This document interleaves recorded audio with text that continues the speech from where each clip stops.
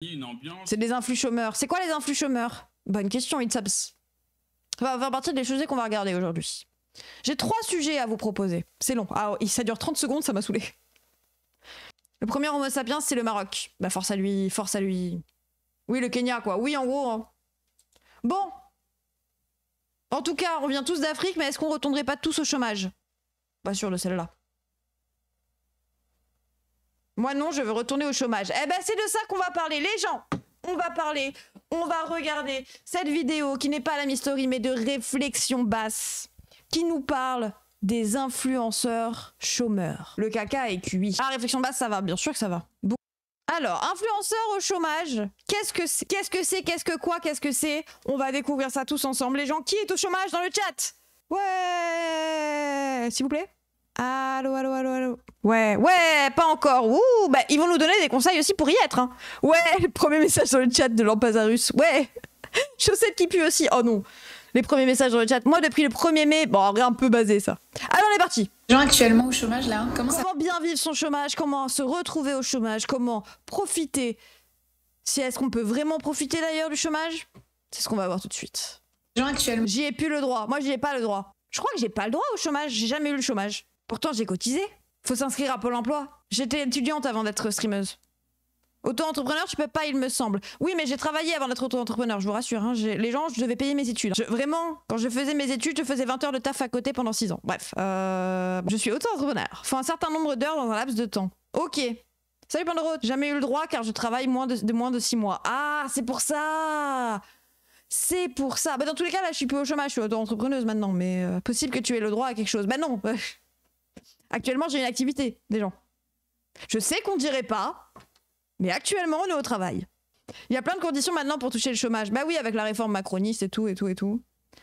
Non, malheureusement, plus rien. Ouah. Bon, regardons. Les gens actuellement au chômage là. En fait, moi, j'ai même jamais eu le RSA. J'ai pas encore l'âge du RSA. Voilà, juste pour vous rappeler qui je suis. Comment ça va le moral? Ces derniers temps, le chômage est en train de devenir une trend sur TikTok. D'un côté, on s'échange sans vergogne tous les secrets qu'un conseiller France Travail n'oserait jamais te révéler. Si vous avez un chômage, c'est que vous avez travaillé dur pour ça. Mais le problème, c'est qu'il y a des règles. Bref, du coup, voici 4 solutions pour te faire licencier. Et sans ça, t'as pas de droit au chômage. Et donc l'objectif de cette démarche-là, c'est de te permettre d'avoir 2 versements de Pôle emploi pour débuter ton voyage. Et de l'autre, on a des réactions, disons, toujours... Attendez, mais en fait, j'ai pas le lore TikTok. Est-ce qu'en soi, il y en a tant que ça? La génération terrible. Bah, en vrai, ils ont raison. Non, moi, je trouve la génération astucieuse. Ça se donne des conseils pour le RSA. Pour le chômage. Oui, aucune idée. Ah ouais? Bon, le oui, je prends le oui. Toujours pleine de nuances. Des pros du chômage qui connaissent toutes les astuces, et ben ça ne motiverait pas forcément RTL. à se bouger pour retrouver du travail. Donc ces gens ne comprennent pas qu'à abuser comme ça du système, ils le font exploser. Il a l'air énervé, lui, hein. Les gens ne pourquoi il a un chapeau de cow-boy? C'est quoi cette baraque avec des petits bonhommes en bois partout, là? Il y a un Père Noël, frérot, on est en quelle saison? Il a l'air de faire beau chez toi. C'est un cow-boy. Mais qui es-tu? Américain mental? Bah s'il l'est pas, tout court, hein. Vous dites américain mental, ça se trouve il est américain, hein. C'est Drôme My Economy. C'est une chaîne secondaire DMA en direct. Bon, si quelqu'un trouve la vidéo, je le veux bien. Voilà, c'est bon, hein. Abuser comme ça du système, ils le font exploser. Alors, comment en est-on arrivé là? Qui sont ces jeunes qu'on accuse de mettre en péril notre système de chômage à cause de leurs vidéos TikTok? Leurs revendications sont-elles légitimes? Et pourquoi ils et elles font l'objet de critiques aussi virulentes? Un grand nombre de parasites qui utilisent le système pour Ça a l'air génial, je suis désolée. profiter. Et ben aujourd'hui, j'ai décidé d'enquêter sur ces... Oui, si seulement ces gens étaient aussi énervés contre les milliardaires, ouais, les parasites rentiers, les gens, je suis désolée, on serait bien, hein. créatrices de contenu d'un nouveau genre qu'on appelle désormais les influx chômeurs.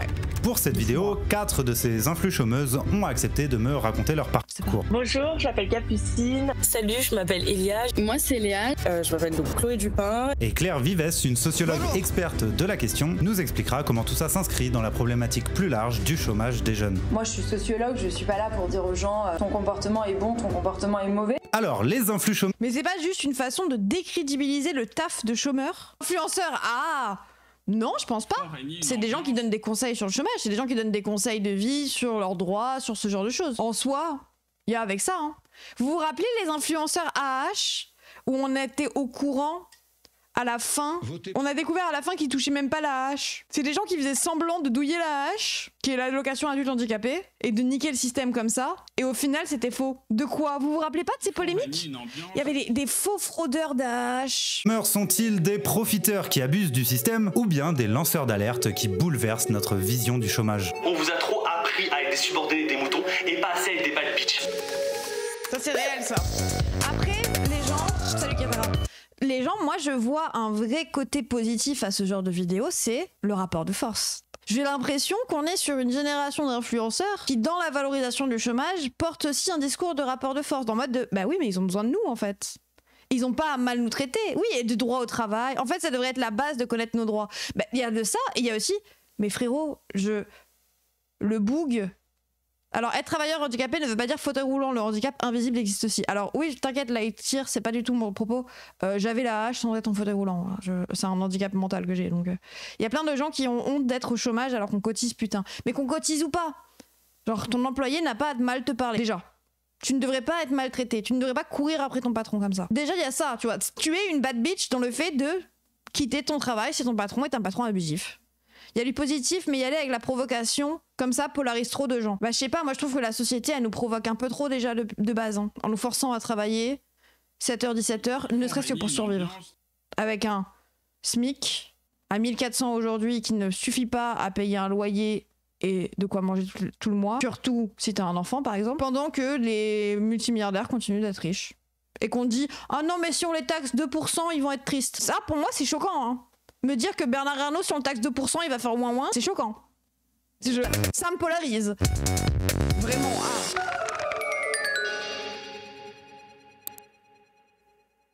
Tout commence le 4 juillet 2021 quand le youtubeur américain Cameron Geller publie cette vidéo.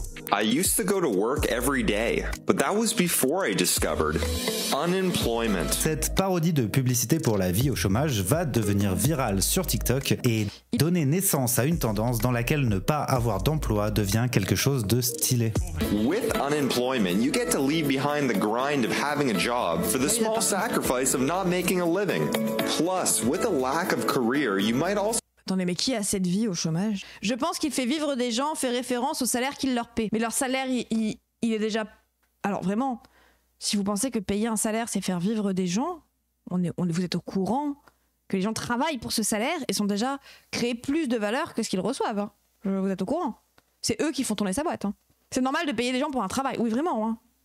So experience the lack of purpose, which is gonna leave you with le chômage quand t'es riche, super cool. Ah bah ça, moi le chômage avec des darons qui te payent un appart et de la bouffe, ça serait bien ça. Aujourd'hui en France, le hashtag chômage sur TikTok regroupe plus de 38 000 vidéos qui cumulent 573 millions de vues.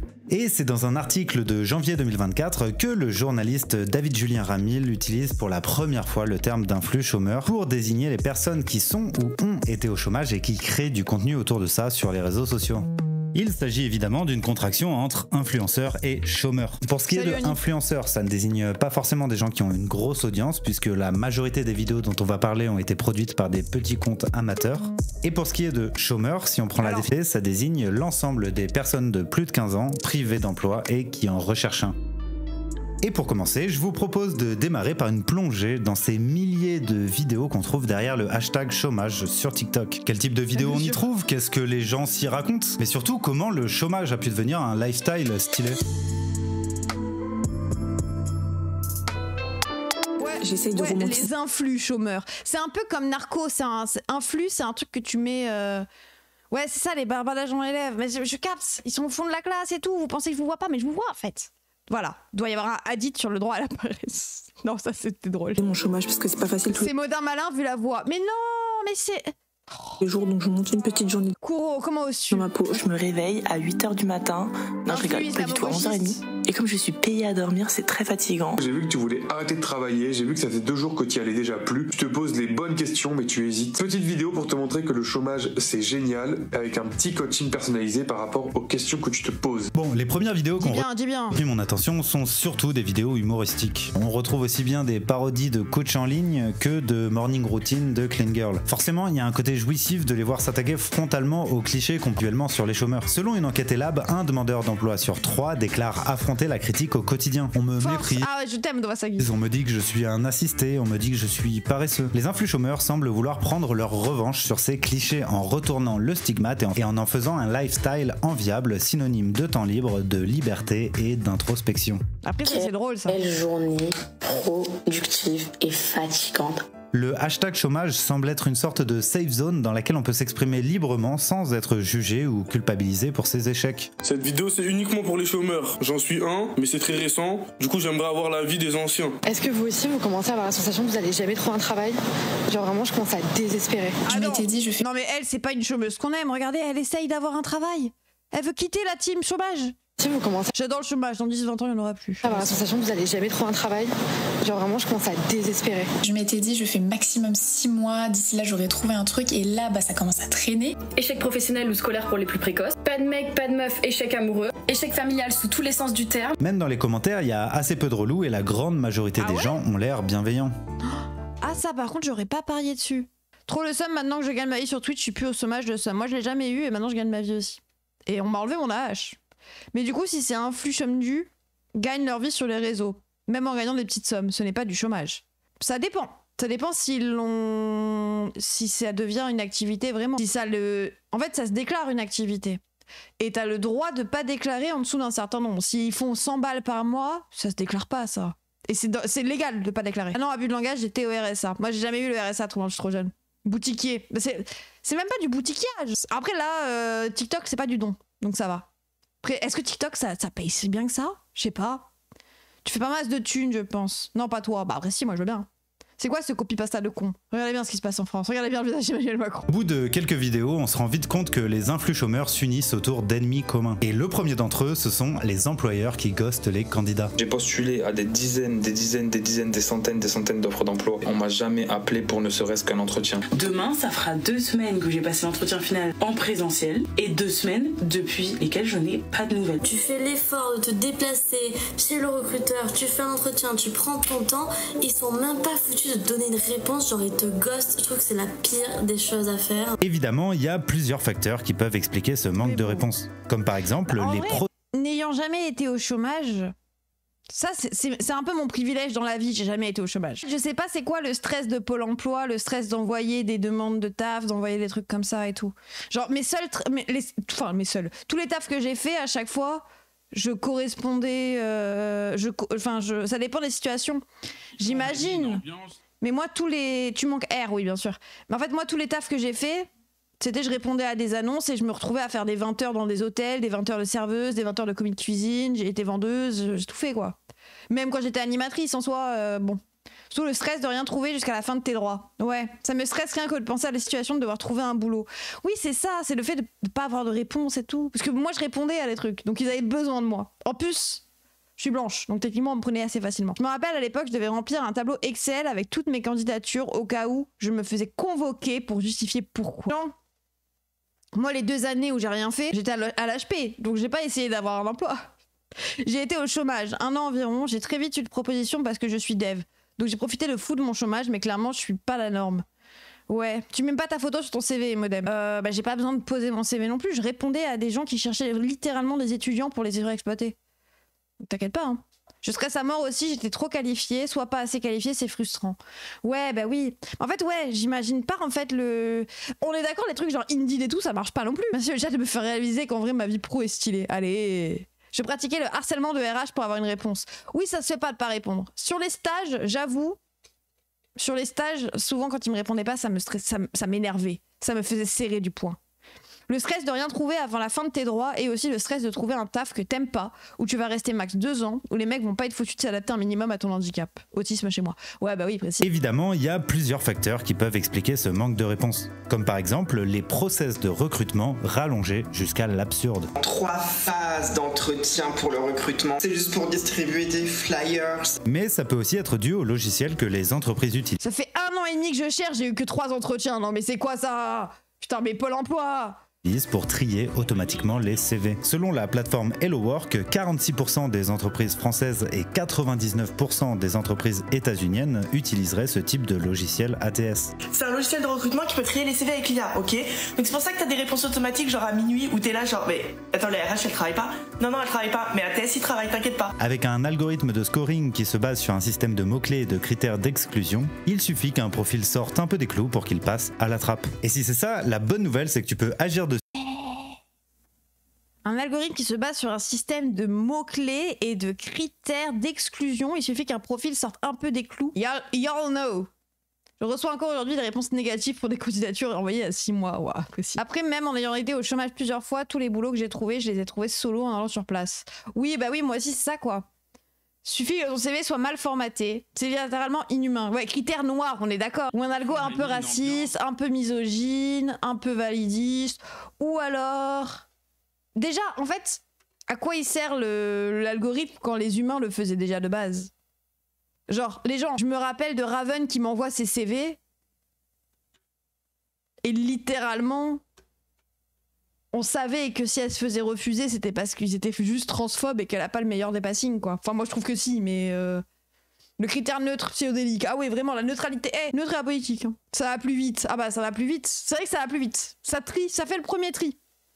Peut-être que l'IA, elle voit pas encore, elle arrive pas encore à reconnaître les meufs cis ou les meufs trans, ce genre de choses. L'algo est là pour faire gagner du temps. Je dis pas que c'est bien. Oui, non, ça fait gagner du temps quand on trie au faciès, quoi. Je vois ce que vous voulez dire. Même le nom de famille. D'ailleurs, il y avait un truc avec ça, c'est que mon ex, à une époque, il s'était mis à mettre mon adresse et mon nom de famille sur ses CV. Il avait un nom de famille arabe. Donc ça, il est pas, quoi. Après, il avait un prénom arabe, donc techniquement. Salut mes frères musulmans qui ne font pas partie des frères musulmans, mais qui restent mes frères musulmans. Réel savoir med. Donc bon, je sais pas.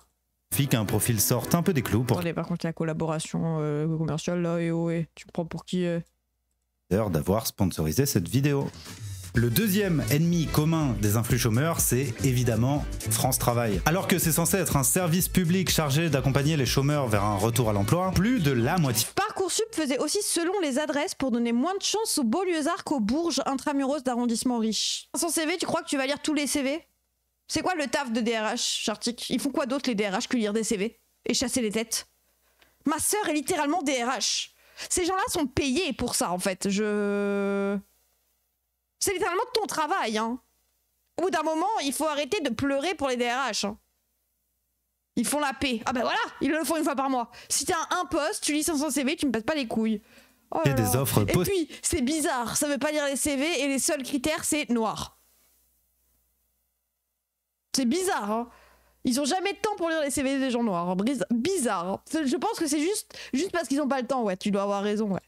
Sur le site de France Travail serait bidon, c'est-à-dire soit frauduleuse, soit illégale au regard du code du travail, ou bien n'existerait simplement pas. Je suis épileptique, donc je pense que tout le monde visualise à peu près ce qu'est une crise d'épilepsie. France Travail est parfaitement au courant de ma situation de santé. On m'a proposé 2 formations. La première, c'est pour être gendarme, et la deuxième formation qu'on m'a proposée, c'est d'être maître-nageur sauveteur. Si je fais une crise d'épilepsie dans l'eau, je me noie. Ils mettent des petits papiers dans des petites boîtes. Après ça devrait être dans le truc de l'ATS. Il faut pas le mot épilepsie sur le CV pour les maîtres nageurs. Après, est-ce qu'un épileptique dans de l'eau, ça devient pas une machine à laver? Et hop, il tourne, et chouk. Et toi, hop, tu vas faire cariste. Les jeunes chômeurs sont donc nombreux et nombreuses à se sentir abandonnés. Je rigole, j'ai un ami épileptique. Ma propre sœur a des problèmes d'épilepsie, elle a failli en mourir quand elle était petite. Ma sœur! Ma propre sœur! Il manquait juste la soundbox, ma sœur.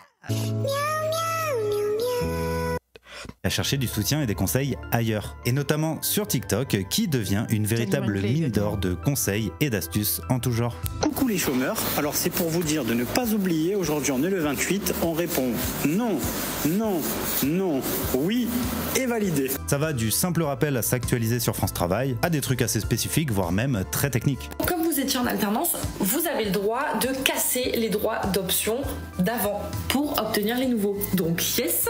Et parmi tous ces conseils, la thématique... Non, oui, j'ai pas la ref, les gens, c'est quoi? J'ai non, oui, non, oui. Pourquoi vous... L'actualisation de l'enfer de l'actualisation. J'ai pas la ref.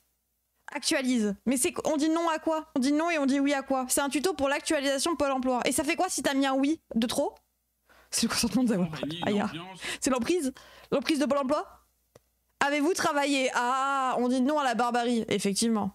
L'actualisation mensuelle. Ça sub ton compte. Si je mets... Ah ouais? Pas de revenus, pas de travail, recherche toujours de travail ou un truc comme ça. Ok. Ah oui à la recherche. Ok. Qui revient le plus? C'est la lutte contre le troisième ennemi commun des influx chômeurs, peut-être le pire d'entre tous, l'isolement et la solitude.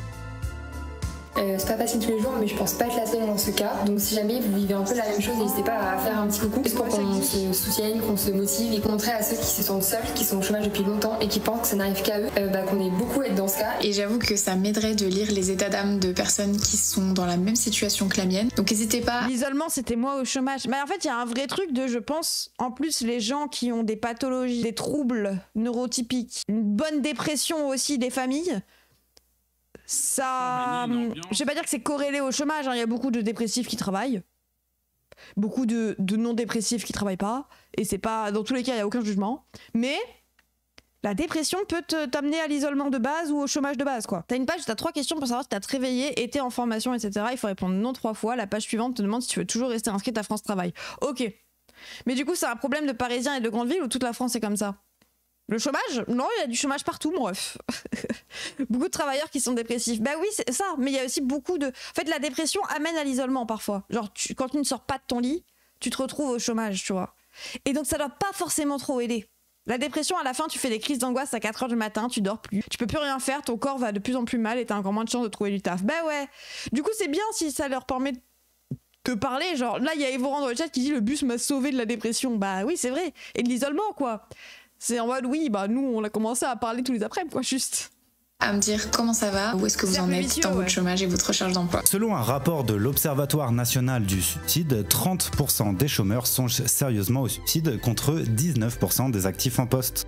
Derrière toutes ces vidéos qui ironisent sur le chômage, on trouve donc une jeunesse en galère qui tente à la fois de s'entraider pour pallier le dysfonctionnement de France Travail, mais aussi de se soutenir afin de ne pas se sentir seul dans une épreuve qui peut pousser à l'isolement. De là naissent des communautés qui parfois dépassent le virtuel. Salut, je m'appelle Elia, j'ai 26 ans, je vis à Paris et j'ai été au chômage pendant 8 mois avant de finir par trouver un CDI. C'est le cas d'Elia qui a accepté de me raconter comment une communauté d'entraide entre femmes au chômage est née à la suite d'une de ses vidéos sur TikTok. Ce jour-là, j'avais juste fait une vidéo où je parlais même pas, mais j'avais juste écrit que c'était un peu dur certains jours de se lever quand on était au chômage. C'est une des vidéos de mon TikTok qui avait le plus fonctionné parce qu'il y avait vraiment... Je crois que c'est l'esthétique TikTok qui permet ça. Il n'y avait pas de youtubeur chômage.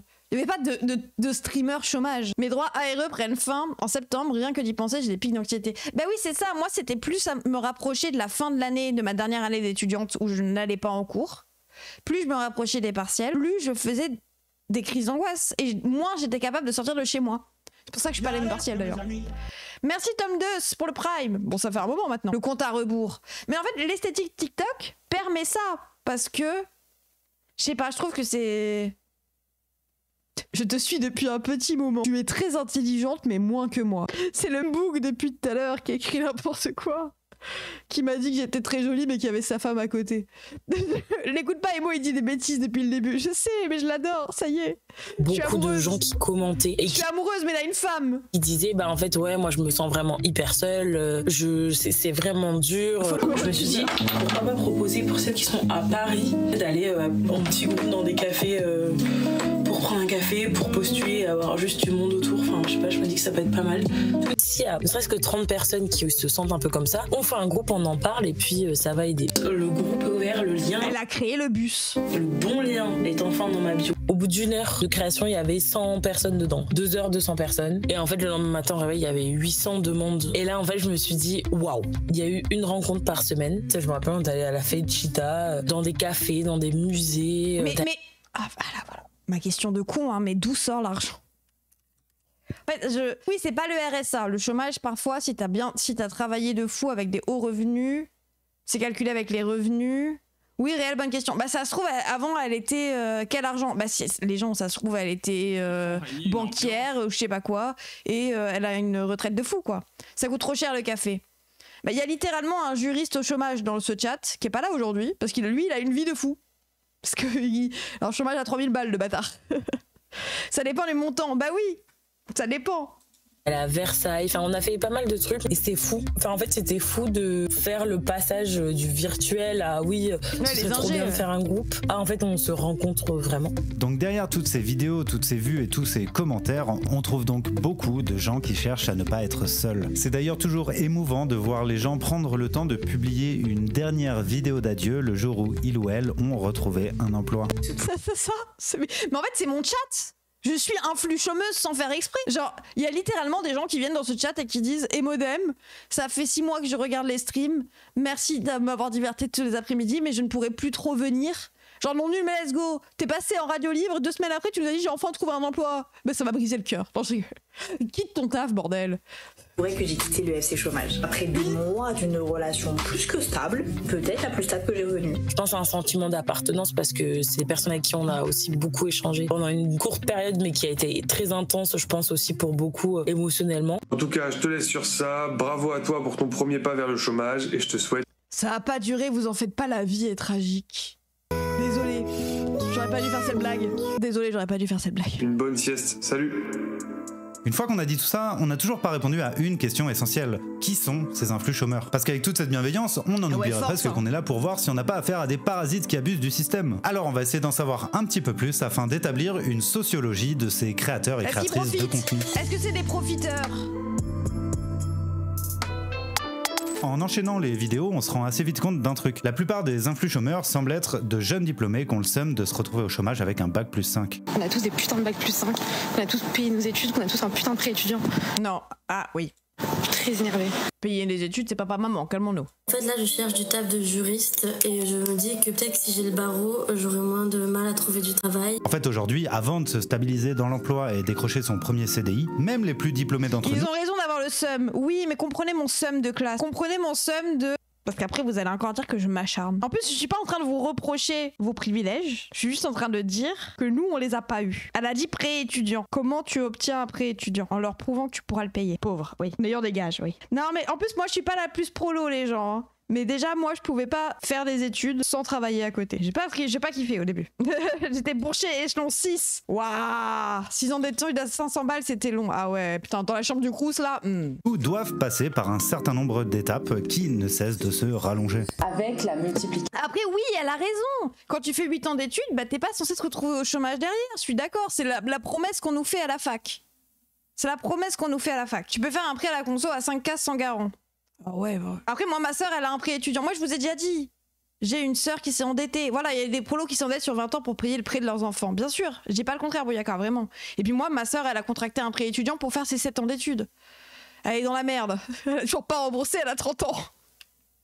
Et elle a un enfant maintenant. Mais bon, voilà. Elle a passé le barreau, c'est bien, force à Watt, ma Russ. Par contre, maintenant, apprends à économiser, je sais pas. Et les études, c'est une chance, pas un effort, vous avez pas fait... que vous avez pas... Quoi? Les études, c'est une chance, pas un effort que vous avez fait. Bah si, ça reste, ils ont travaillé quand même. Moi, je leur en veux pas, c'est pas eux... C'est pas eux les... Enfin, c'est pas eux les pires, c'est pas eux qui nous pètent les couilles, tu vois. Mais ça m'énerve de pas avoir eu ce privilège. Ça, c'est juste mon seum. C'est pas contre vous, c'est pas contre vous. C'est pas contre vous.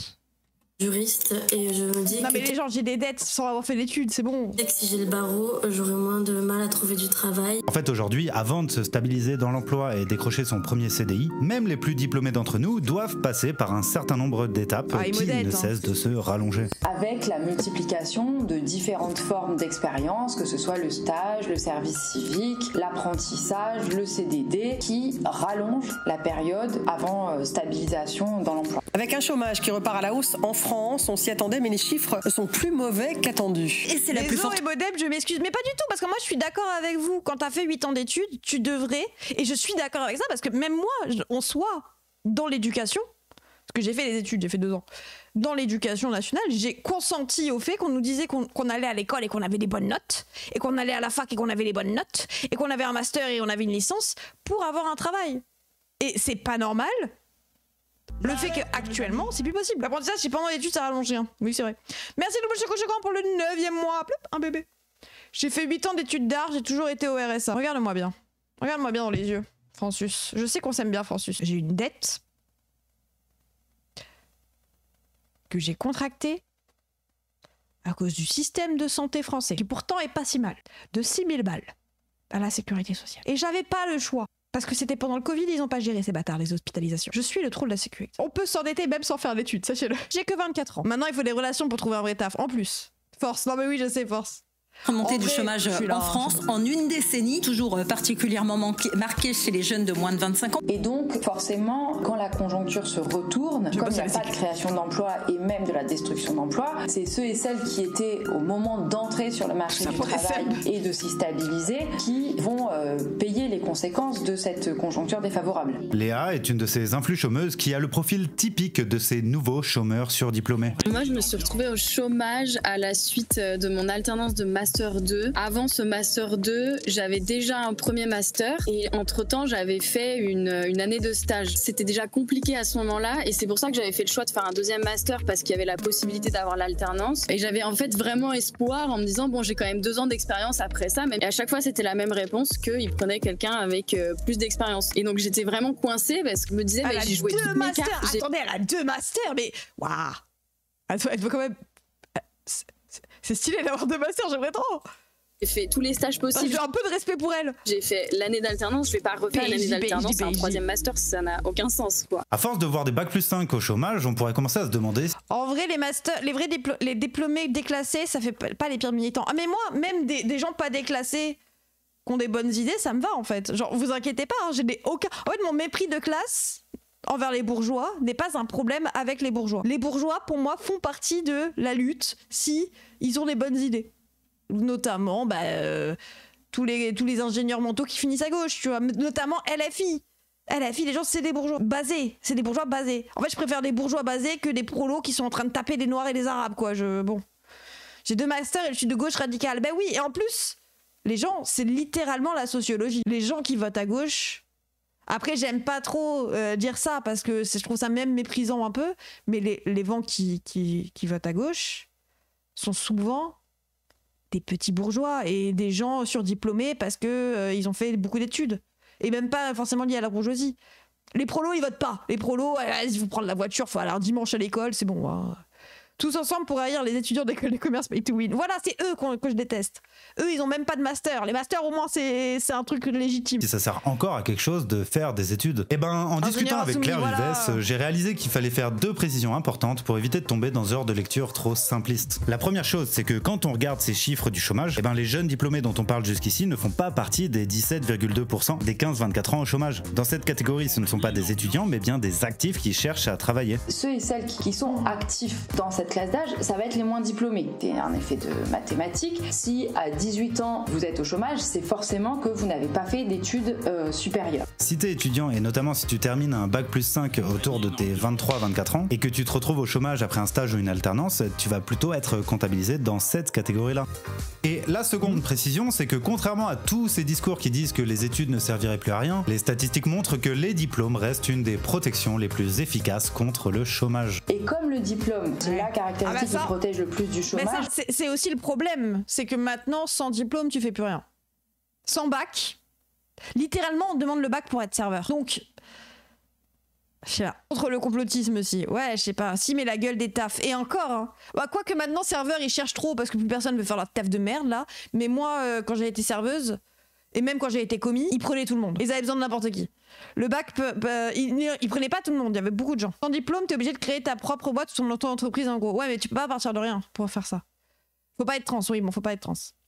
C'est tout ou rien, soit t'es surdiplômé, soit pas assez. Oui, voilà, c'est ça. Et du coup, maintenant, les surdiplômés se battent pour des métiers qui, de base, demandaient un niveau inférieur de diplôme. Mais les gens qui ont ce niveau inférieur de diplôme se battent pour des métiers qui demandent un truc encore inférieur. Et du coup, les gens qui ont le bac, bah, ils ont plus d'emploi, quoi. C'est du lepage. Donc, lepage. Je bosse avec des masters MIAG, soi-disant une formation prestigieuse, et pourtant ils sont aux fraises sur des sujets. Ah bah ça m'étonne pas, mais bon. Au final, ça aurait servi à rien que je termine mes études. Non, parce que tu trouves plus d'emplois. Parce qu'il y a des emplois, on va te demander un bac+2. Mais, sans me demander laquelle. Juste, il te faut un bac+2. J'ai pas le bac, quoi, mes darons non plus. Mais genre, on veut un niveau bac+2, sans te dire sans demander un bac précis. Genre c'est vraiment en mode, sans même des études précises, c'est juste on veut un level où on sait que vous avez fait des études. Et je trouve ça déconnant, genre oui de ouf après l'inflation des diplômes un PB. Oui voilà c'est ça, c'est l'inflation des diplômes. J'aime bien l'expression comme ça. Je finis mon master et je retourne en CAP, maintenant je dois être payé au SMIC quoi. Ouais. Après oui en plus si tu t'es mal orienté de base parce que désolé à 17 ans t'es pas fait pour savoir ce que tu veux faire hein. Vraiment moi j'ai fini en comptabilité les gens donc bon individuellement c'est utile mais collectivement ça ne l'est pas. Du tri social, ouais, voilà, c'est ça aussi, oui. Pas de master, mais je vends des masters basés. Alors, un peu mieux basé d'ailleurs. Moi, j'ai pas le bac et j'ai 20 ans, en 2025, genre, libérez-moi, pitié. Moi, j'ai une pote, elle a passé à 20 ans. Semoule, basé semoule. Et moi, la compteuse de petits pois réel. Forcément, ça va expliquer cette part importante du chômage chez les jeunes. En fait, il faut toujours se souvenir qu'il n'y a pas une jeunesse, mais des jeunesses, et que les 15-24 ans ne seront jamais un groupe social homogène. Et pour s'en rendre compte, il suffit de parcourir les débats qu'on trouve dans les commentaires de ces vidéos. Mais arrêtez, le chômage c'est trop bien. On a tout le temps du monde pour faire des choses qui nous plaisent. Sauf quand on n'a pas d'argent. La vie est belle quand on n'a pas de loyer à payer. Alors oui, mais moi j'ai pas le droit au chômage, donc je suis dans la... Putain, il le dit. Je trouve cette précision importante parce que le risque de cette lecture trop simpliste, c'est de se retrouver à invisibiliser l'extrême précarité d'une bonne partie des jeunes. Selon l'Observatoire des inégalités, près de... Salut maman, bonne fête! La moitié des personnes pauvres ont moins de 30 ans. Mais parmi les moins de 30 ans, les gens qui ont fait des études restent majoritairement celles et ceux qui s'en sortent le mieux. Alors est-ce que les influx chômeurs sont des jeunes privilégiés qui se plaignent pour rien? Et bah c'est encore une fois en me perdant dans les commentaires que j'ai trouvé une piste de réponse à cette question. Ces dernières années, beaucoup de jeunes se sont retrouvés dans les secteurs professionnels. Au début des années 2010, le chômage frappe un quart des jeunes de moins de 25 ans. Waouh! Je trouve ça énorme! Enfin, c'est énorme. Et c'est à ce moment-là que se constituent ces groupes privés. RH, gestion digital marketing, communication design. Leurs écoles mènent directement au travail avec des professionnels venus des entreprises en guise d'enseignants et une pédagogie basée sur des projets concrets. Oui, ça a créé... Elles recrutent sur Internet sans passer par Parcoursup. Ah, bon... Oui, ok. Oui, c'est ma génération, c'est à 2010, j'avais 20 ans et j'étais plein d'espoir. Aïe aïe aïe aïe aïe aïe aïe. De la communication et du marketing digital. On a vu émerger plein de nouvelles formations pour répondre à la demande des étudiants et aujourd'hui, les jeunes diplômés se bousculent pour trouver du taf. Dans le contexte actuel, l'attractivité des secteurs de la communication et du marketing se renforce à un point tel qu'une concurrence écrasante s'impose à tous les nouveaux candidats arrivant sur le marché. Sur les job boards, c'est la jungle, on se rue tous sur les mêmes offres. Lorsqu'on tombe sur une proposition de poste et qu'on voit qu'en étant été publiée la veille, il y a déjà des centaines de candidatures, c'est décourageant. Ce n'est donc pas surprenant que les jeunes diplômés des secteurs de la communication et du marketing digital remettent en question leurs études. Mais c'est pas pour autant qu'il faut tomber dans la caricature en disant que les études ne servent plus à rien. On l'a vu, avoir un diplôme reste statistiquement une des meilleures protections contre le chômage. Cependant, on peut pas non plus réduire les influx chômeurs à des jeunes privilégiés qui se contenteraient de se plaindre en attendant que quelqu'un vienne les aider. Beaucoup expliquent...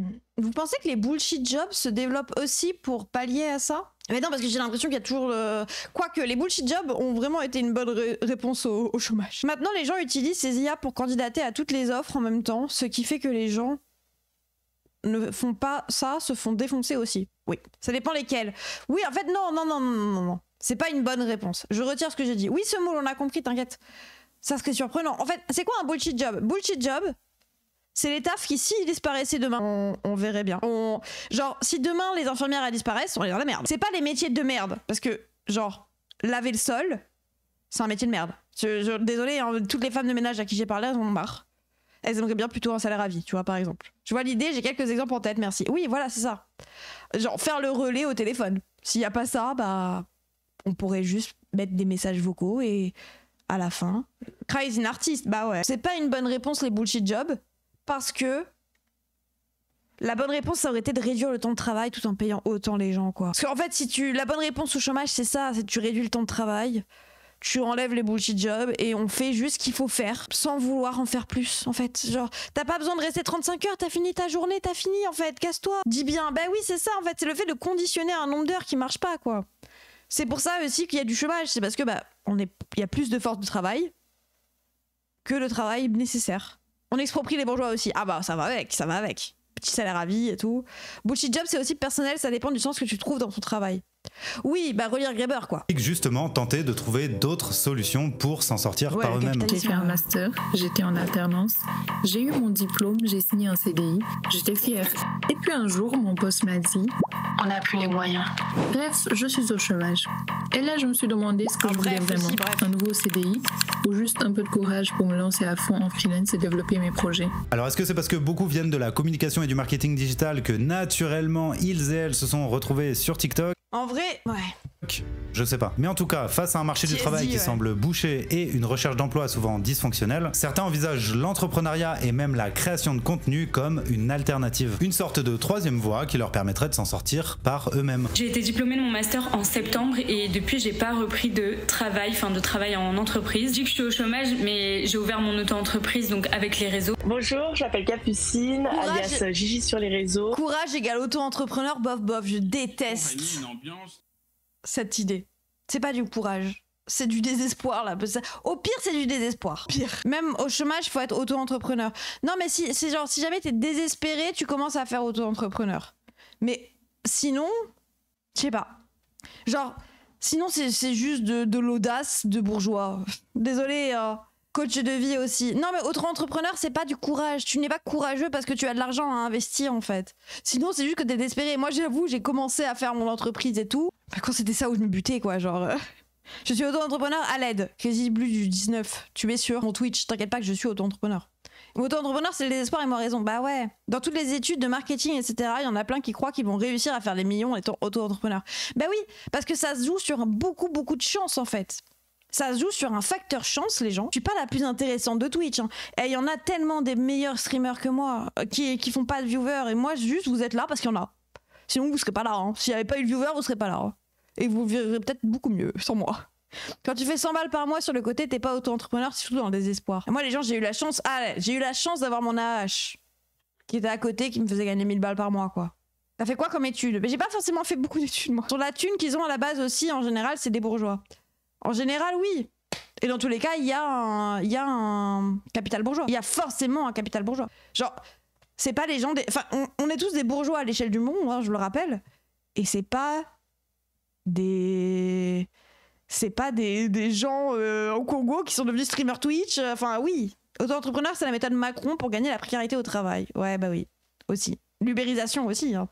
Pour tenir le temps d'avoir la chance de réussir à faire de la thune de base. Faut la thune de base. Ouais, ou alors de la résilience. C'est comme le RSA, quoi. Quand tu vis avec 500 balles de RSA, bah, tu vis avec 500 balles de Twitch et voilà. Donc bon. Je sais pas. Ça dépend, ouais. Capucine est l'incarnation parfaite de la success story dont rêvent beaucoup de jeunes chômeurs en se lançant sur TikTok. J'ai l'impression de passer à côté de ma vie, j'ai 26 ans, je suis au chômage et je viens de retourner chez mes parents. Je suis au chômage depuis 5 mois et j'en ai officiellement marre. Et en fait, c'est mes 2 premières vidéos qui ont extrêmement bien marché. Attendez, donc c'est devenu son métier là-dessus. Je me suis fait rémunérer très rapidement. Et du coup... Bonjour, je m'appelle Capucine, alias Gigi sur les réseaux. Capucine est l'incarnation parfaite de la success story dont rêvent beaucoup de jeunes chômeurs en se lançant sur... Mais du coup, elle est plus chômeuse, mais elle fait quand même des vidéos sur le chômage. Je comprends pas. TikTok. J'ai l'impression de passer à côté de ma vie, j'ai 26 ans, je suis au chômage et je viens de retourner chez mes parents. C'est que de la perf. Bah non, parce que de base, elle était vraiment chômeuse. Boutiquier sur 20, là, par contre. Je suis au chômage depuis 5 mois et j'en ai officiellement marre. Et en fait, c'est mes 2 premières vidéos qui ont extrêmement... Oui, du coup, elle est plus chômeuse. Bah si, ça reste son persona. Du coup, elle est chômeuse. Tu peux être auto-entrepreneur et toucher le chômage. Mais oui, mais faut que tu gagnes moins que le chômage, quoi. Bien marché et donc je me suis fait rémunérer très rapidement. En un an et demi, depuis que je suis sur la plateforme, on est entre 9 et 10 000 euros sur TikTok pour 40 millions de vues. Et ça a été un très bon complément de revenu au début. Au point où en fait, je touchais plus le chômage. Donc... Entre 9 et 10 000 ? Qui complément? Elle a osé appeler ça un complément de revenu. Avec 10 000 euros, t'as un appart? Non, pas du tout. Je suis la meuf qui se rend pas compte du prix du logement. 10K, c'est un complément. Ouais. Je décalais mon chômage. Après, oui, c'est son contenu, elle a vécu. Mais on sait pas c'est quoi son contenu aujourd'hui. Dites pas influx chômage MDR. Bah, elle répond à la vidéo, quoi, je sais pas. Mensuel ou annuel? Par mois, maman? Ce qui m'a permis d'avoir un chômage qui était très très long. Sauf que se lancer dans l'entrepreneuriat et la création de contenu sont par définition bien plus risqués que le salariat. Non seulement ces métiers ne conviennent pas à tout Elle a dit en 1 an et demi. Par an et demi, maman. le monde, mais c'est un modèle particulièrement injuste et cruel. Je me dis tout le temps, ouais, les réseaux c'est bien un temps, en plus c'est hyper instable, donc j'ai l'impression que je pourrais jamais vraiment faire mon métier, tu vois. Les vues sont hyper basses depuis quelques jours. Vraiment, mon TikTok est en train de flop, je comprends pas pourquoi. Je m'accroche vachement à ça parce que c'est tout ce que j'ai dans ma vie en ce moment. Est-ce que tout le monde peut se lancer et peut y arriver? Il y a beaucoup de chance. Je vois tellement de créateurs de contenu qui sont hyper talentueux, qui font des trucs de dingue, des vidéos de dingue, qui ont pas de vues. À force d'enchaîner les refus, certains jeunes 10 000 sur les réseaux, tu payes 0 impôt, what the fuck? Bah, si c'est en 1 an et demi, oui. Tu déclares pas sur une année quand tu gagnes que 10 000. Parce que sinon, imagine... Bon, après, 10 000 sur Vinted. Je sais pas si c'est possible de faire 10 000 sur Vinted, mais... Tu vends 10 pièces à 1000 balles sur Vinted, t'es obligé de déclarer une activité? Le talent en 2025, c'est un genre de merde parfum rose. Je sais pas. T'es pas imposable. Oui, t'es pas imposable. Mais du coup, oui, ça lui fait... Bah si, tu déclares quand même. Enfin, oui, tu dis que tu l'as eu, maman, mais tu payes pas d'impôts, ni cotisation, ni rien, en fait. Moi, maman, je gagne pas que ça. C'est pour ça. Mais pas imposable, exactement. La première tranche d'imposition est à 0. Exact. Diplômés préfèrent partir. Attendez, du coup, qu'est-ce que je voulais dire, moi? Mais il y a beaucoup de chance. Tu vois tellement de créateurs de contenu qui sont hyper talentueux. Oui, qui font... je voulais parler de ça. La meuf qui l'a. Un temps en plus c'est hyper instable, donc j'ai l'impression que je pourrais jamais vraiment faire mon métier, tu vois. Mes vues sont hyper basses depuis quelques jours. Vraiment mon TikTok est en train de flop, je comprends pas pourquoi. Je m'accroche vachement à ça parce que c'est tout ce que j'ai dans ma vie en ce moment. Est-ce que tout le monde... Ça c'est littéralement moi et le bus au début. Hein. Les gens, je me suis tellement attachée à Twitch au début. Je streamais tous les jours. Tous les après-midi. Là on est sur 4 ces temps-ci, 4 jours par semaine parce qu'il y a beaucoup de choses à faire à côté et j'essaye de choper quand même des trucs à vous dire. Salut. Ouais, salut Aïssa, salut Irina. Mais je sais pas, en fait c'était genre... Toi ça fonctionne. Bah oui, j'ai eu de la chance, moi c'est vraiment le facteur chance. Hein. Mais je suis au courant de mon privilège de la chance là. Hein. Et les algorithmes ont été dans mon sens. Hein. Tu es dans le vrai. C'est ton seul but en soi, c'est normal. Non mais c'est surtout que j'allais mal. Enfin moi c'était même pas pour en vivre hein, les gens de base. Je rappelle que j'ai commencé Twitch parce que Kali ne streamait pas l'après-midi et qu'on se faisait chier. Parce qu'on en avait marre. À une époque, il streamait tous les après-midi, on était trop heureux. Puis un jour, il a arrêté de stream tous les après-midi. Il se mettait à stream la nuit et à plus stream l'après-midi. Et nous, on était là, on faisait miaou, miaou, miaou, miaou. Du coup, j'ai commencé à stream. MDR, bah vous savez très bien que c'est vrai. La quête du 70-30. Après, oui, je l'ai eu. Mais en vrai, bon. Peut se lancer, peut y arriver, il y a beaucoup de chance. Tu vois tellement de créateurs de contenu qui sont hyper talentueux, qui font des trucs de dingue, des vidéos de dingue, qui n'ont pas de vue. À force d'enchaîner les refus, certains jeunes diplômés préfèrent partir tenter leur chance à l'étranger. C'est le cas de Léa qui, en voyant ses économies fondre à cause du chômage parisien, a choisi de partir en PVT au Pérou. Je trouvais ça pas très juste, tu vois, parce que je me disais, bah, j'ai fait tout ce qu'il fallait, j'ai fait toutes les écoles que je pouvais faire, et donc je me suis dit, autant tenter ailleurs, et donc je suis partie au Pérou parce que je connaissais déjà un petit peu l'Amérique latine, et en plus je surfe, et je savais qu'on pouvait surfer au Pérou, donc voilà. Je suis en fait du travail, finalement il y en a partout. Pas forcément dans le domaine pour lequel tu as bossé PVT, voilà, oui. jusqu'au master. PVT, c'est le visa vacances-travail, ouais. Ou même les stages ou peu importe, mais voilà, il y a d'autres opportunités qui sont très bien et qui t'apportent d'autres choses. Partir à l'étranger, par contre, ça c'est un privilège. Je le vois comme un privilège de riche. Ah mais totalement. Les gens, il y a des chômeurs actuellement qui ne peuvent même pas partir en vacances. Genre, j'ai littéralement une pote trans qui a peur du fascisme au pouvoir, qui m'a regardé, qui m'a dit mais moi meuf je ne peux même pas te dire ah mais je me casse de la France, je n'ai pas l'argent en fait, à l'aide bourgeoisie blanche, bah oui, et encore tu peux même pas aller dans le pays d'à côté, je ne peux même pas changer de région, il y en a qui peuvent aller dans une autre ville, et encore oui il y en a qui peuvent même pas aller dans une autre ville. Après moi les gens, je ne reproche pas, je rappelle hein, je ne reproche pas aux gens les privilèges. Tu as des privilèges. Juste, en fait, moi, je veux niveler par le haut, hein, je rappelle. Sans oublier que t'as des histoires de visa, etc. Oui, non, mais bien sûr, c'est hyper dur et tout, mais ici, on ne cherche pas à niveler par le bas. Hein. C'est pour ça que j'ai décidé d'habiter en vacances. Oh là là, basé. Après, moi aussi. Hein. J'ai pas vu un RSAIs dans cette vidéo. Ouais, c'est vrai. Mais après, c'est parce qu'ils sont au chômage, ils sont pas au RSA. Ça veut dire qu'ils ont déjà travaillé, donc... Bon. Tout est payé, vous avez quasi pas de dépenses. Oui, mais faut l'avoir. Bref, permanent vacation, ah ouais. Plus chômeurs ne sont pas forcément représentatifs de l'ensemble des jeunes, ça ne veut pas dire qu'ils n'auraient pas le droit de se plaindre ou qu'ils seraient pas sincèrement en galère. Une bonne partie essaie juste de faire au mieux avec les outils à leur disposition. De plus, l'ampleur du hashtag chômage tant en termes de vues que de nombre de commentaires montre que cette question intéresse une audience qui dépasse largement les jeunes diplômés. Et maintenant qu'on a dit ça, on peut s'attaquer aux vidéos des influx chômeurs qui font scandale jusque dans les médias nationaux. Et donc, on va répondre à la question qui fâche, est-ce qu'on a affaire à des jeunes privilégiés qui inciteraient leur audience à abuser de notre système de chômage? Bah, la dernière, un peu. Non, elle en profite pas, ils ont cotisé pour. En fait, non, genre, la question est débile. C'est un droit. Tu n'en profites pas.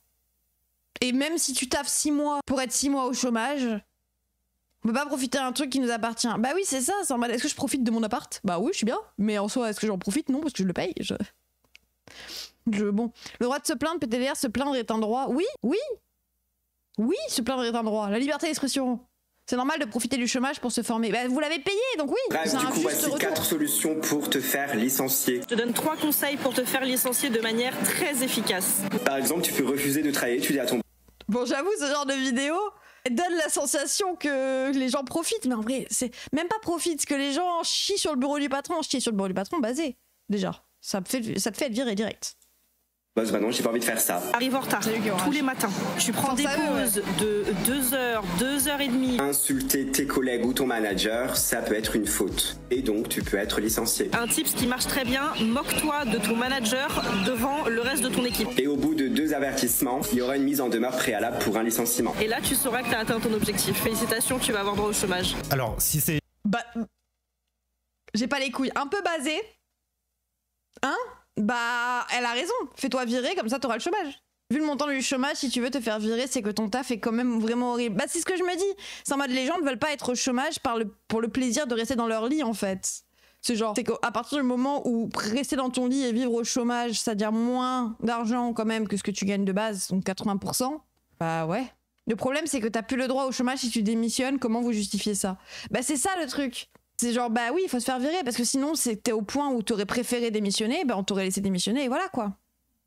Ils préfèrent rester à 1200 chez eux que 1500 au SMIC. Bah désolé, oui, je préfère rester à 1200 chez moi que 1500 en allant travailler avec un boss qui me parle mal, avec des collègues qui me regardent mal alors que je suis en dépression, nanana. Oui, il y a le départ à l'amiable. Ouais.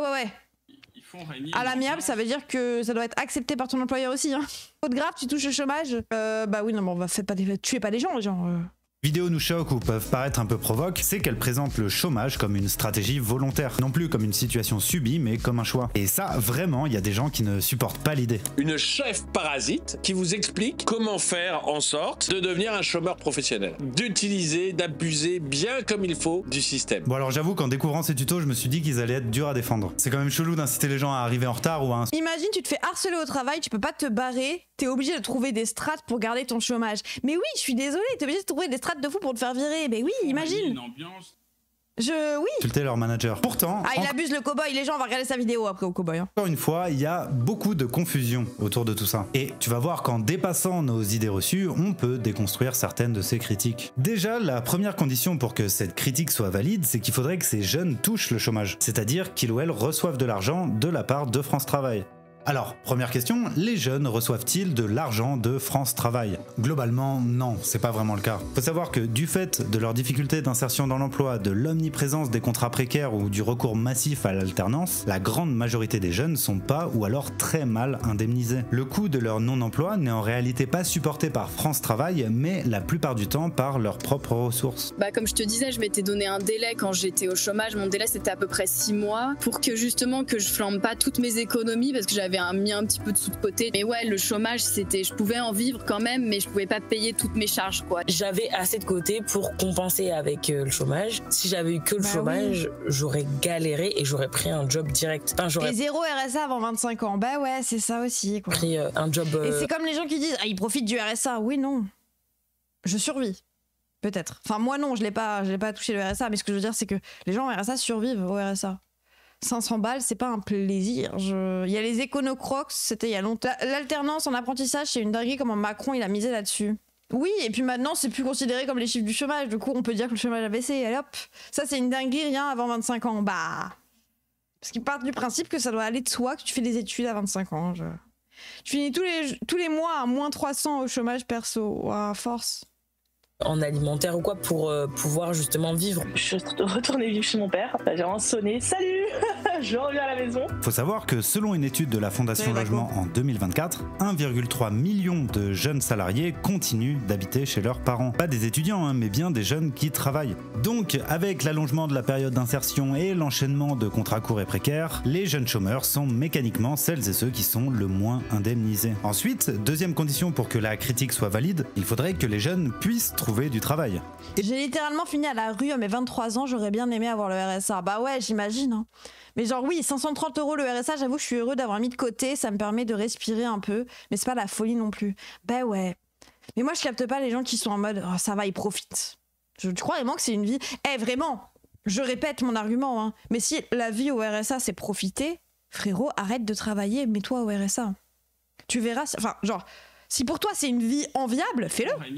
Et vraiment, tu pourrais arrêter de taffer, mon ref. T'as vu? Il y a la garantie jeune maintenant pour les moins de 25. Putain, moi, j'avais pas ça.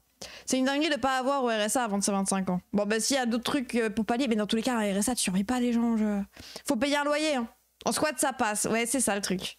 Sauf que le squat est illégal. Attention. Comment tu fais pour ne serait-ce que payer ton loyer au RSA? Bah oui, c'est ça le truc. C'est que là, les gens, même moi, je suis dans le fin fond de la campagne normande maintenant. Je suis à 500 balles de loyer pour un 27 mètres carrés. Donc, ils détestent leur taf et ils projettent sur ceux qui ne taffent pas, c'est un fantasme. Bah ouais. T'es en logement social si t'es au RSA. Bon, bah forcément, l'arabe du passé. Toi, t'as cru que tu pouvais demander un HLM et on te le donnait dans le mois, genre. Ou dans l'année. Ou dans les 3 ans, ou dans les 5 ans. Ça met 10 ans à avoir un HLM la plupart du temps. Logement social, on peut en parler aussi. Ah vraiment, et ma tante est assistante sociale. Et même elle te le dirait.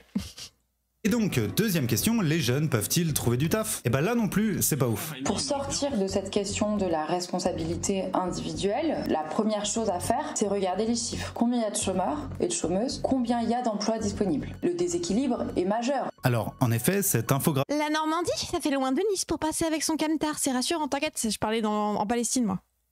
De Libération montre assez clairement qu'avec 13 chômeurs pour un emploi vacant, le chômage n'est pas une question de choix individuel. Mais alors, pourquoi les critiques sont aussi virulentes? On a un grand nombre de parasites qui utilisent le système pour en profiter. Eh bien, Cyprien Sini, directeur de l'antenne de la radio RTL, nous donne la réponse à cette question lors de sa chronique sur les influx chômeurs. Eh oui, alors généralement... Moi, je trouve abusé, c'est que le chômage est indexé sur ton salaire, du coup, on montre du doigt les jeunes en mode « ils en profitent !»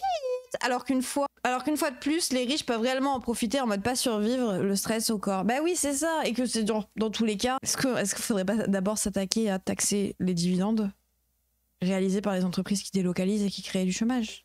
C'est vraiment ça en fait le truc. C'est que genre, il y a littéralement ils font régner une ambiance. Sanofi qui vient de payer 24 milliards d'investissements aux États-Unis alors qu'ils s'étaient déclarés en faillite en France. Qui du coup ont fermé toutes leurs usines pour aller créer les Doliprane aux États-Unis. 24 milliards. Auchan qui ferme, les Mulliers qui ont des dividendes records.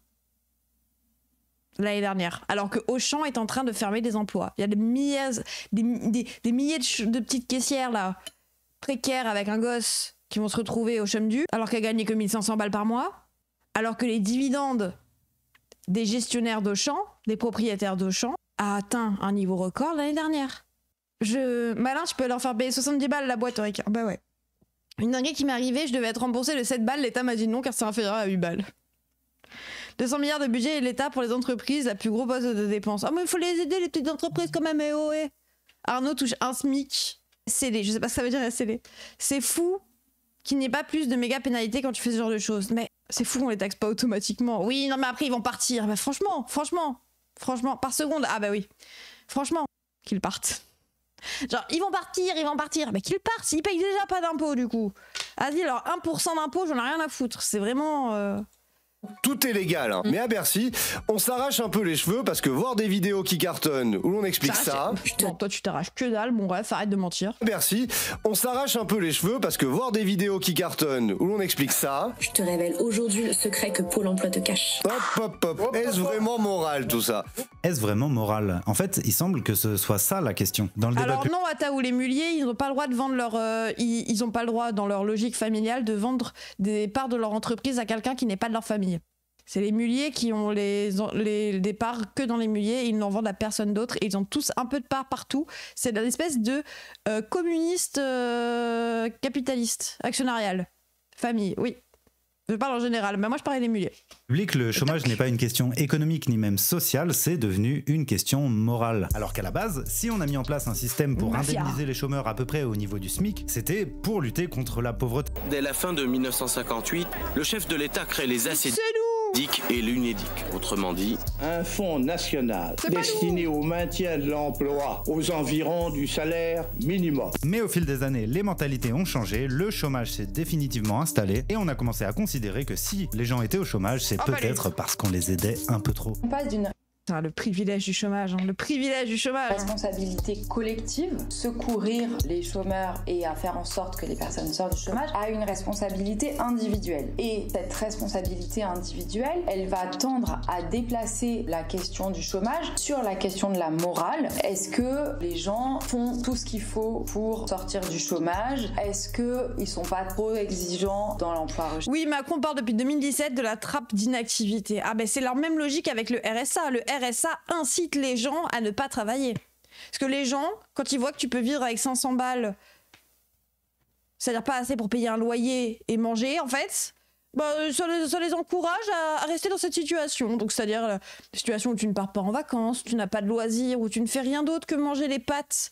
Et encore, il n'y a pas de gruyère dans tes pâtes. Tellement triste de ne plus être privilégié, d'être dans ceux qui souffrent du système et qui touchent un salaire. Vraiment, hein. C'est pour ça je préfère aller vivre avec mon RSA. Faites-le, vraiment, faites-le. Comme s'ils s'achetaient la Switch Day One, vraiment. Hein. Ils profitent. Hein. Chercher dans le salaire. J'entends complètement le côté moral, j'entends que c'est un peu déroutant qu'une RH vienne te dire bon bah tu sais comment tu peux te faire licencier. Chloé n'est pas influx chômeuse à propos. Ça c'est le lourd communisme ça. Comment parler puis... C'est la meuf en RH qui explique aux gens comment se faire virer parce qu'ils devraient aller au chômage au lieu de se faire chier avec une autre RH. Quelle star hein. Puisqu'elle fait des vidéos sur TikTok en tant que RH. Et elle a accepté de m'expliquer quelle était sa démarche autour de ce fameux tutoriel pour se faire licencier. J'avais beaucoup de personnes qui étaient soit des chefs d'entreprise ou des RH eux-mêmes qui étaient un peu horrifiés par ma vidéo en disant mais c'est ça les RH aujourd'hui? Non mais c'est n'importe quoi, etc. Et ben ça ne motiverait pas forcément à se bouger pour retrouver du travail. Ouais, c'est aussi le rôle des RH d'en parler, servir à la fois à l'entreprise mais aussi les salariés, trouver ce juste milieu-là. Et en fait cette critique...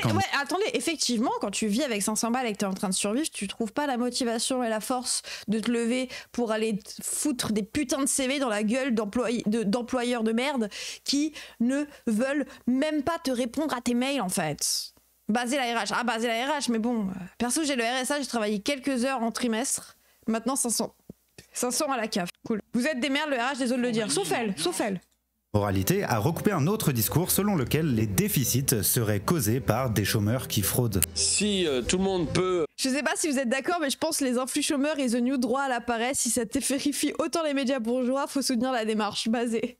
Juste par rupture conventionnelle, quitter son emploi et toucher le chômage, c'est une des raisons pour lesquelles l'assurance chômage peut se retrouver en difficulté. En vrai, la raison des déficits des systèmes de protection sociale, c'est pas la question de la fraude, c'est pas la question du comportement des chômeurs et des chômeuses, c'est une question de financement, mais de la même manière qu'on a déplacé des questions collectives sur des questions individuelles, ça s'est fait aussi sur la question du financement en fait. Et donc enfin, troisième condition pour que cette critique soit valide, il faudrait que les influx chômeurs incitent à la fraude. TCL gratuit pour les RSAistes. Carte mobilité, ça dépend de votre ville, les gens. Attendez. Quand t'as le RSA, le pass Navigo est gratuit en Ile-de-France. Ayez le RSA en Ile-de-France, en fait. Ou à Lyon. À Bigoulia, par contre, non. En fait, c'est en Corse.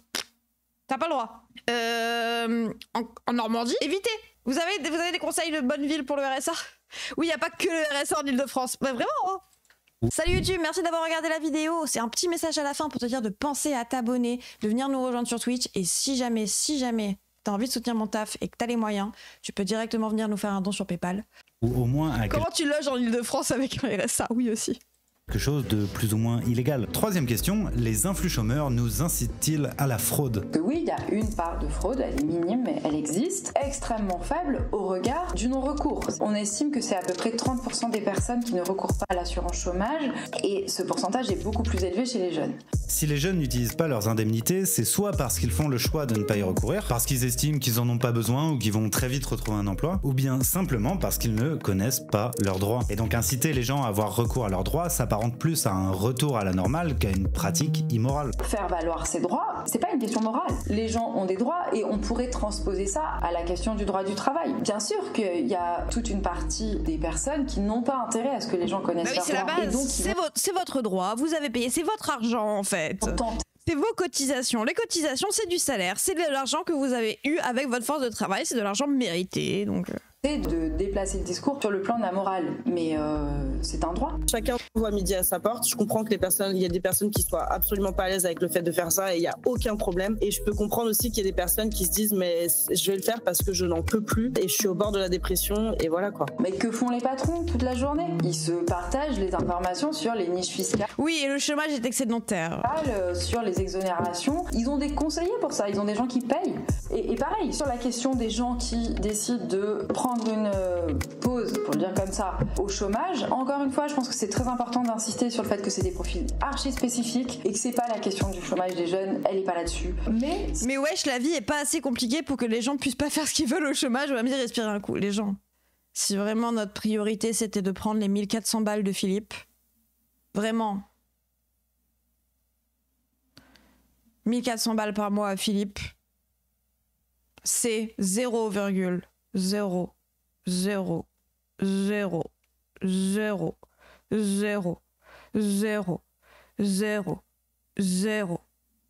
le temps d'en rajouter plein. 0.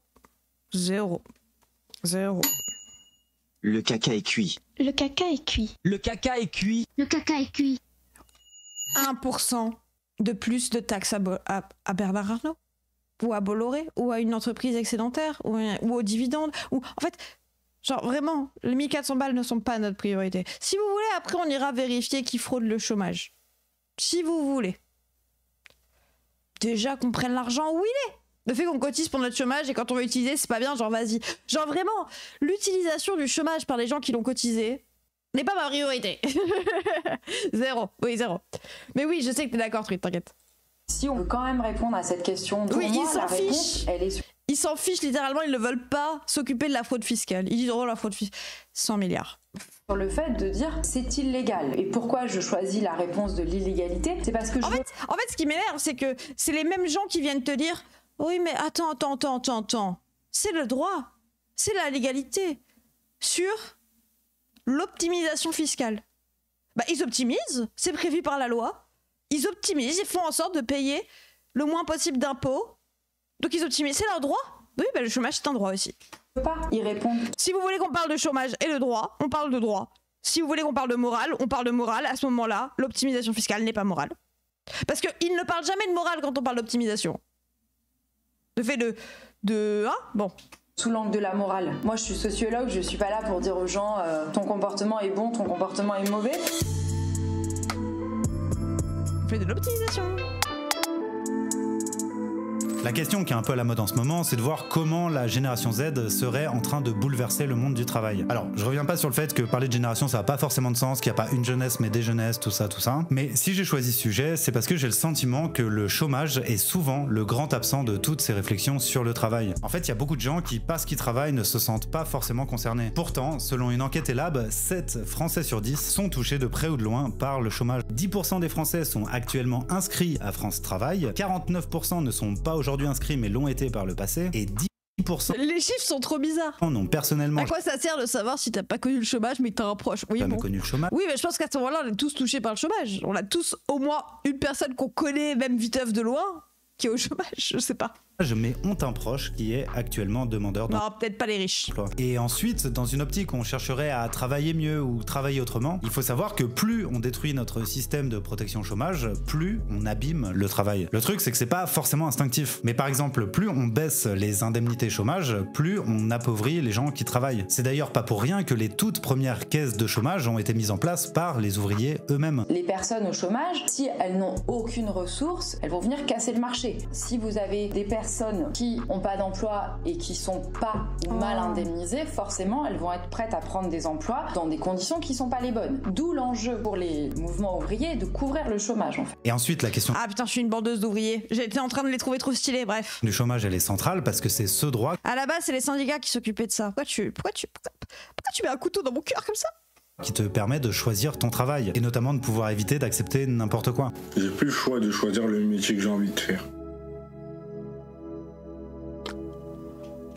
Après, banger. Et même ça, j'en suis sûr qu'ils vont pas me prendre ces ans. Si vous êtes mascotte Mickey ou Minnie, je suis désolée, tu passes ta journée à faire. Et à pas parler, non, t'as pas le droit de parler. Attendez, je vous jure, ça bouge comme ça une mascotte. Je l'ai trop bien fait en plus. Mascotte Mickey 10. Vous allez voir, vraiment ça bouge comme ça.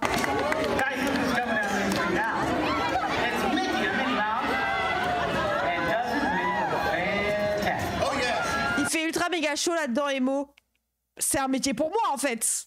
Cagnotte pour offrir le costume à Emo. Ça doit être tellement cher. Et même ça, j'en suis sûr qu'ils vont pas me prendre saison. Si vous êtes inscrite à France Travail, vous avez l'obligation d'être en recherche active d'emploi. Ce qui ne veut pas dire que vous avez l'obligation de prendre n'importe quel emploi non plus. Le chômage, c'est pensé comme un droit et qui vous permet de chercher un emploi qui correspond à vos qualifications et à vos aspirations. Quand vous vous inscrivez à France Travail, déclarez le métier OMG, Nova Sagir, on a parlé de toi. Que vous recherchez et donc on peut pas vous dire allez donc être serveuse. Certes, il y a de l'emploi dans la restauration, mais votre droit au chômage vous protège de cette obligation-là, en fait. Donc pour conclure, si certains voient les influx chômeurs comme des parasites qui mettraient en péril notre système de chômage, personnellement, je les vois plus comme des lanceurs d'alerte, potentiellement un peu maladroits, qui ont le mérite de s'indigner contre les dysfonctionnements de notre protection sociale. Défendre un droit au chômage avec des indemnités correctes est donc un combat central pour toute personne qui se questionne sur la manière dont on pourrait rendre le travail moins toxique. En fait, si France Travail t'envoie des offres HS et te sucre tes indemnités au bout de 3 refus. Ah ouais? Mais y a pas un truc de si tu continues de chercher ou si tu continues d'aller aux entretiens qu'ils te proposent, au bout d'un moment t'as quand même ton chômage? Non, c'est des bâtards. T'as le droit de refuser 2 fois. Mais s'ils proposent 3 fois mascotte de Minnie et Mickey et que Flowers Swaganon dit que c'est 950 balles. 2 refus max. Ah donc t'as vraiment pas le... Tu dois aller faire Mickey. T'es obligé de faire ça.